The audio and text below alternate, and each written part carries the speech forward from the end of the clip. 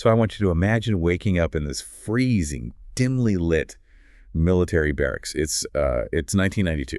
Right. The Soviet Union is totally collapsing. Chaos everywhere. Exactly. Total chaos. And you're just this young guy in the Air Force trying to kill time, and you find this thin, beaten-up book about magic just sitting on a bunk. Yes, you do. Right.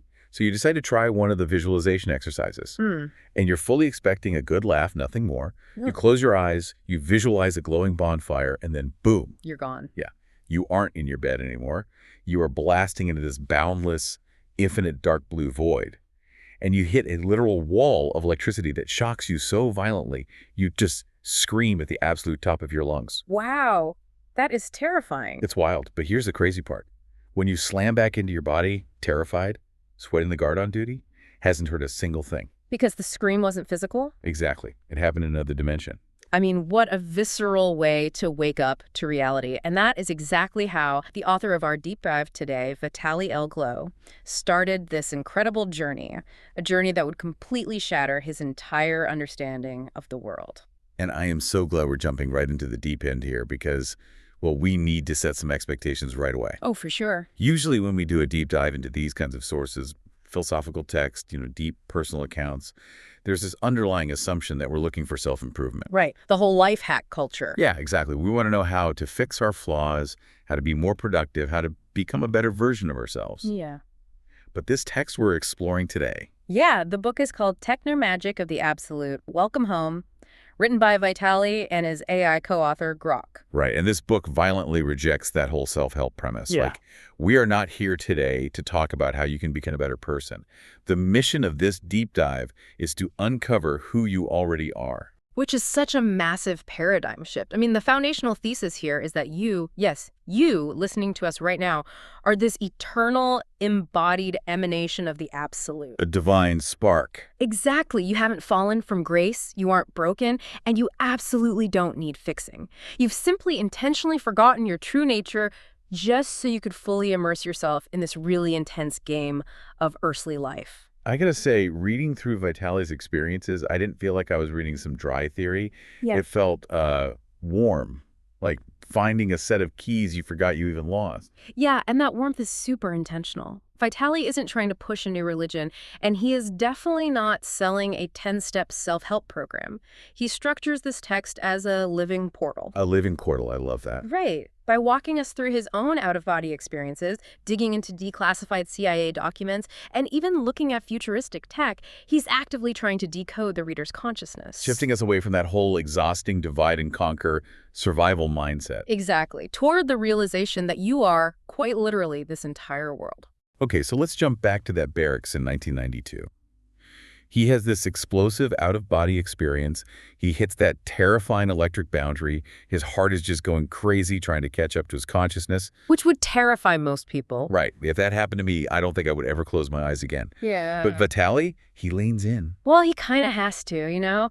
That moment splits his life into a definitive before and after. So he spends the next decade searching for any framework to understand what the heck happened to him. And then he meets Valerie. Yeah, Valerie is this mentor figure.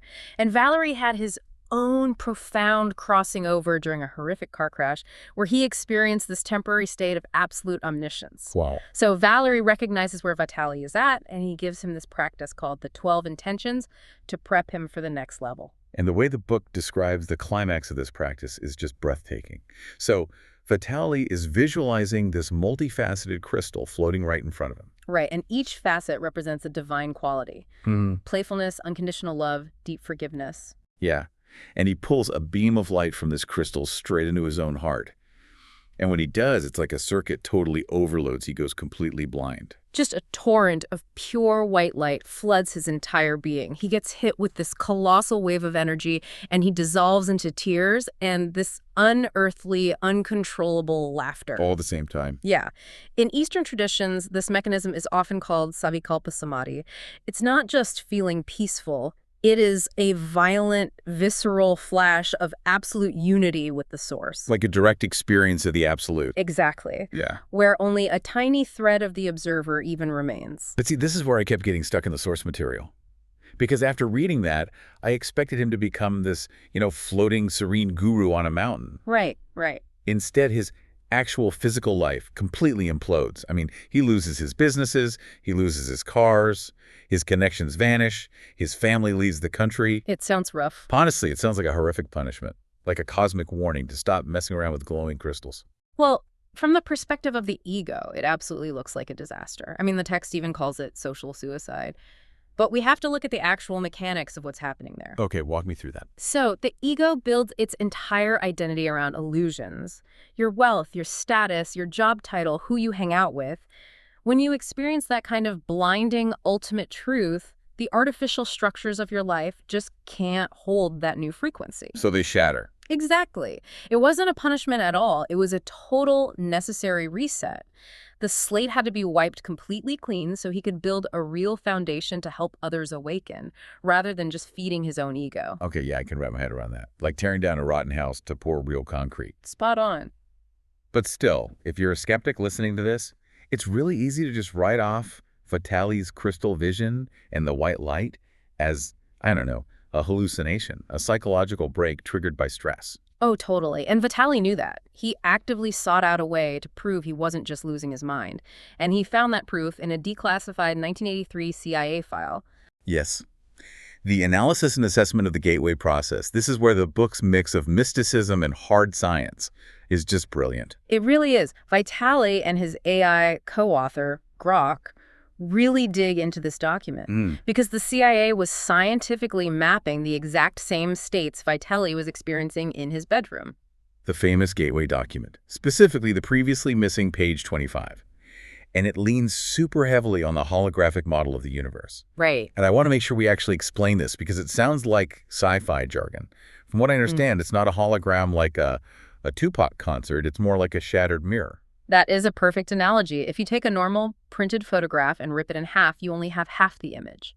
But you take a holographic plate, which stores 3D data using interference patterns, and you shatter it into 100 pieces. Every single tiny shard still has the whole image. Exactly. Every shard contains the entire original picture. Right. The CIA document proposes that the universe operates the exact same way. Every single point in space and time contains the information of the entire whole. And human consciousness is just one of those shards. Yes.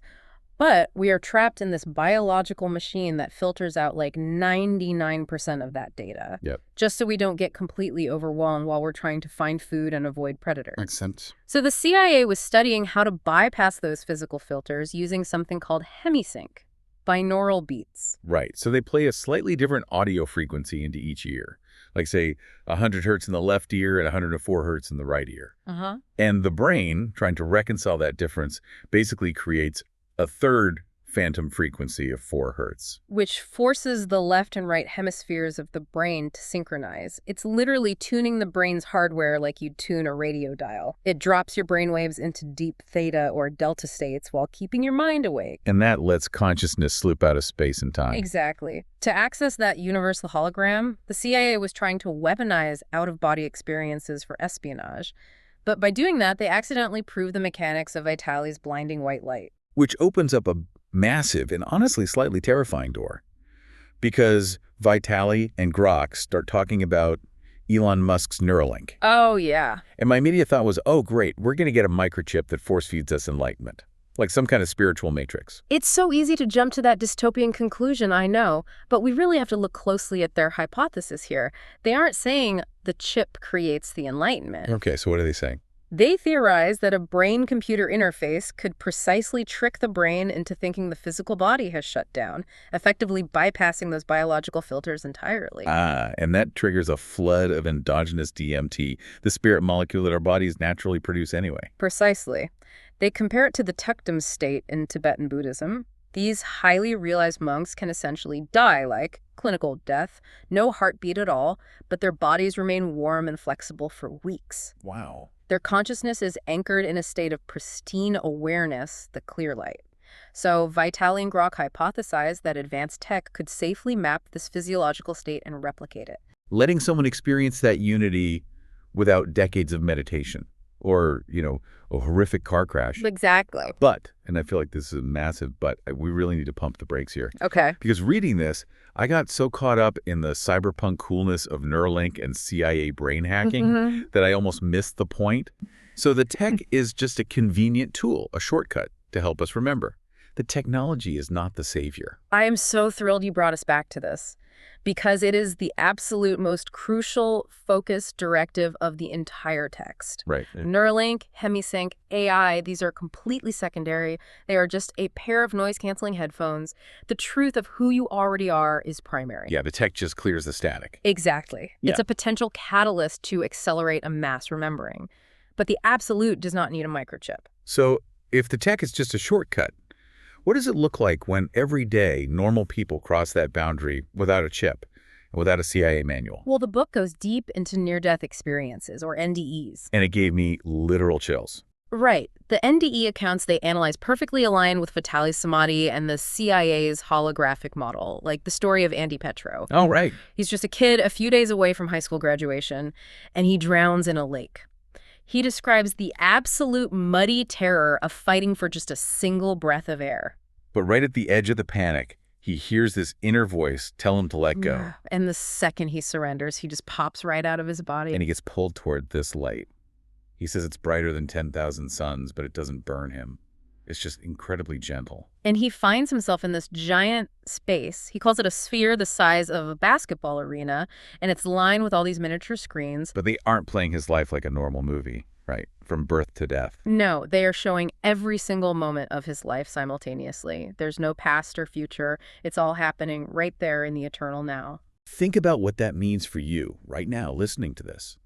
The mundane stuff you are doing today, sitting in traffic, making coffee, doing the dishes, in that state of consciousness, it is all woven together in a single, beautiful tapestry. It's incredible. And when Andy steps before the light, it actually communicates with him. It says, "Andy, we love you." And he realizes the light is made up of billions of other individual lights. Just an infinite chorus of consciousness singing, "Welcome home." Welcome home, the exact title of the book. It's the ultimate experience of unconditional love. But then you have Vladimir Efremov. And this is the story that really messed with my head. Oh, this one is wild. Because Efremov wasn't a spiritual seeker. He was a staunch Soviet atheist, a leading rocket designer, pure rigid logic. And he suffers a massive cardiac arrest. His heart stops completely. Now, according to materialist science, the moment his brain is deprived of oxygen, the lights should just go out. Total darkness. Exactly. But that is not what happens. His consciousness doesn't vanish. Instead, he says his thinking becomes multidimensional, polyphonic. He instantly gains access to this universal archive of knowledge. Yeah. He thinks about a broken television he has back at his apartment, and instantly he sees its entire manufacturing history. He sees the mine where the metals were extracted, the factory floor, and he zooms right in on the exact transistor that failed. And he perfectly understands why it failed. And then he applies it to his actual work. He focuses on a highly complex rocket engineering problem that had completely stumped his top-tier design team for 2 years. And in the state of expanded consciousness, the complete mathematical algorithm just unfolds right in front of him. He wakes up from clinical death, discharges himself, goes straight to the lab, and writes the solution down. Yeah. And it works perfectly. Which is just staggering. This was the absolute aha moment for me. Yeah. If a man is solving impossible rocket equations with a stopped heart and zero brain activity, that means our brains aren't creating our thoughts. Yeah. Our brains are just hardware tuning into a cloud. The cloud is already there. That is the core mechanism of the entire book. Consciousness is primary. Matter is secondary. When the physical body drops away, the tiny receiver is bypassed, and consciousness simply merges back into the infinite cloud of absolute knowledge.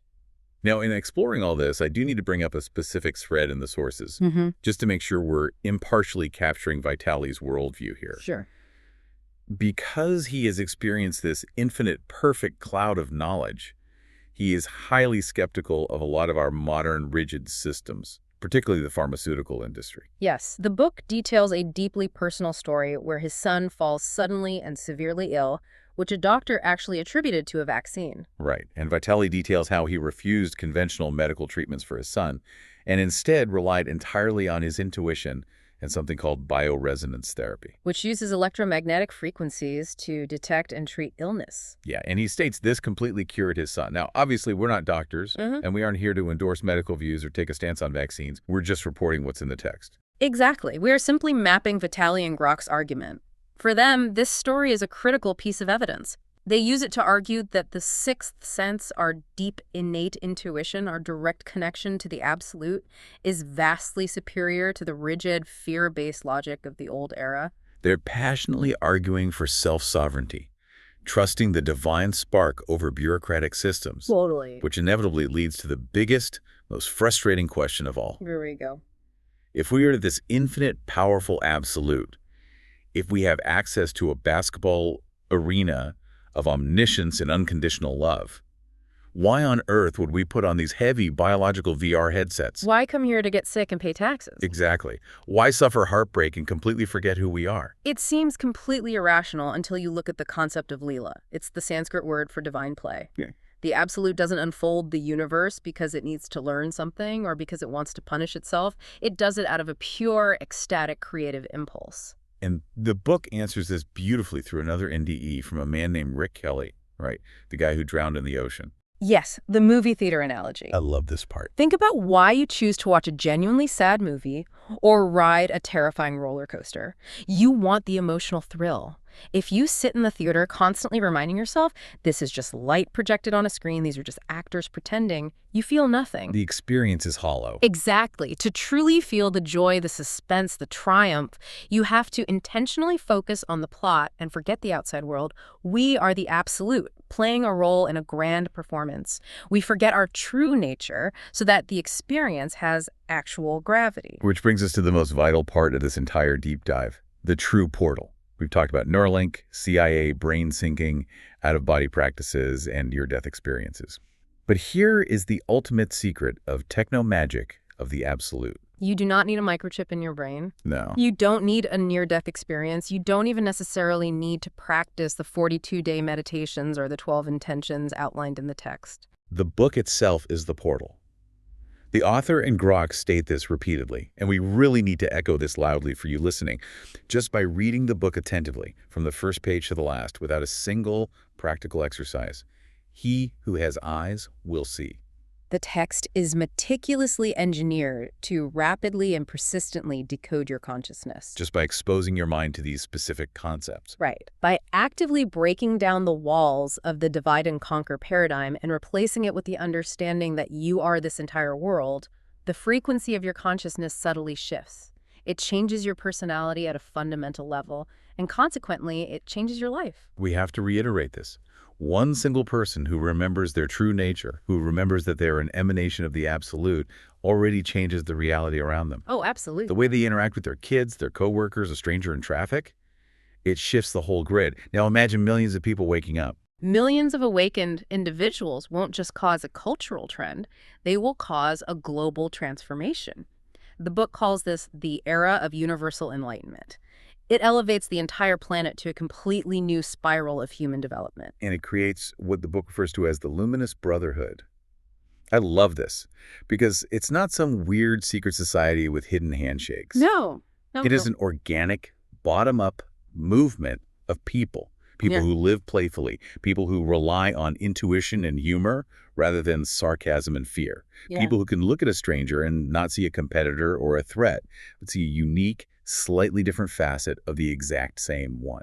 It is the ultimate dismantling of the divide and conquer mentality. Because when you truly, viscerally realize that the person across from you is literally just another expression of the same absolute that you are, how could you ever want to harm them? You couldn't. Harming them would be harming yourself. That realization alone is enough to dismantle wars, economic exploitation, and societal collapse. So let's synthesize this wild journey we've just been on. We started in a freezing military barracks in 1992, with a young guy stumbling out of his body into a dark blue void. We went searching for scientific proof and found it in declassified CIA documents mapping a holographic universe. We explored the polyphonic, multidimensional consciousness of a Soviet rocket designer with a stopped heart. And we arrived at this breathtaking realization that everything, literally everything around you, is the absolute talking to itself. Engaging with material like this, truly taking it in, splits your life into two distinct parts. There's the life you lived before remembering who you are, and there's the life you will live after. It is a definitive point of no return for your consciousness. It really is. We are not just biological machines grinding through a chaotic, meaningless universe. We are the universe experiencing itself. And if you have listened up to these words, you are no longer the same. The veil has been lifted, even if just a fraction.